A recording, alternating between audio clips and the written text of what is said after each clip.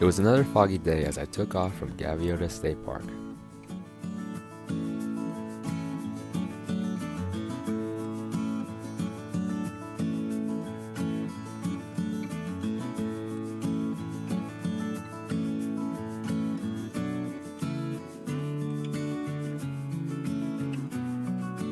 I left it all behind once I got through a tunnel, which was kinda cool.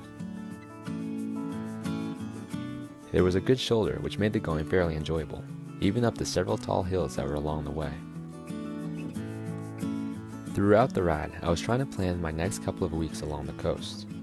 There was a prevailing northwesterly wind that I would more or less be going against, and I was trying to figure out a way of getting around that. The more I thought about it, the more I was considering using a bus to help me along my way. Once the winds began to pick up that afternoon, I decided to cut my day short and stopped 50 miles in at Santa Maria. I stopped by the library and spent some time planning out the next few days before setting out to find a spot for the night.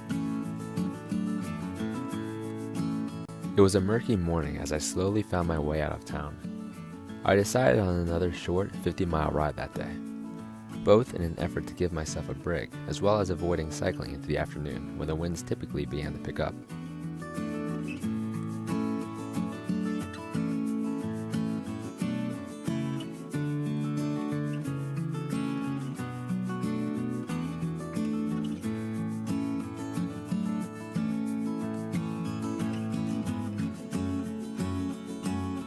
All throughout the day, I was biking in and out of large pockets of fog, which I found pretty interesting.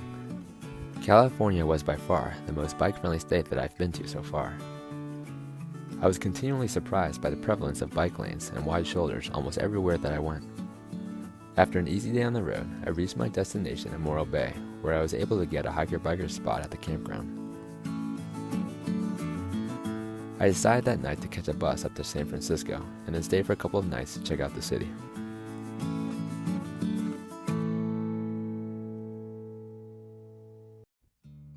The nearest station was in a town 14 miles back, so on the morning of the 17th, I head back east to the town of San Luis Obispo.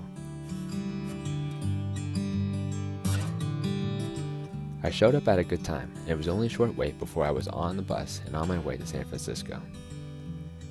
I had ultimately decided on using the bus to make up time, as well as skip a portion of coast, or specifically, the coastal winds that were blowing against me.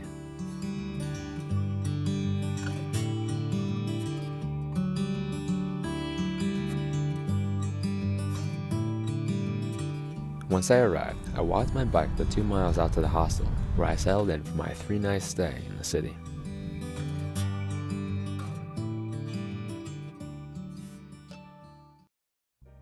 On the 18th, I set out to explore San Francisco with one of my roommates from the hostel, who was visiting from Sweden.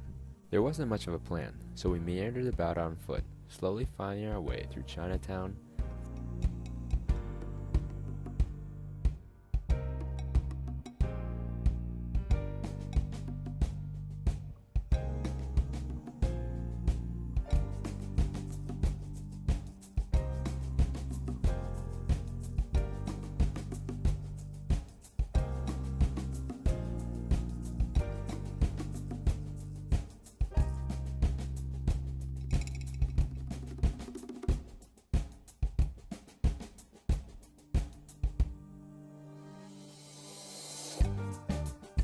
Fisherman's Wharf, and Pier 39.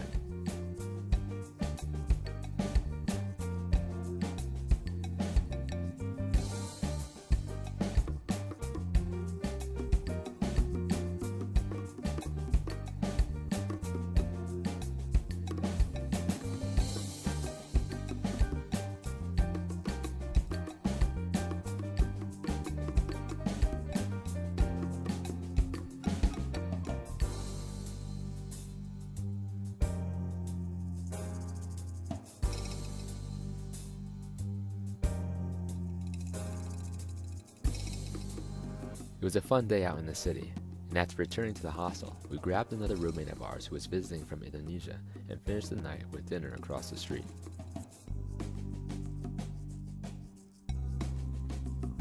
The next day, my friend from Sweden and I went off to explore another part of the city. We both found it amusing how the city seemed to suddenly change with a simple crossing of the street. The frequent hopping from one section to another kept us guessing as we made our way out to the bay. We braved the wind and spent some time on the beach and got a nice view of the Golden Gate Bridge in the distance.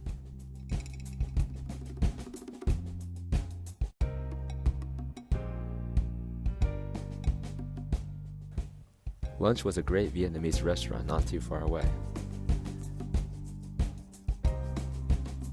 I ended up staying through the rest of the week. It was a great time walking from one end of the city to the other, checking out the sights as well as trying out the various restaurants that we happened upon.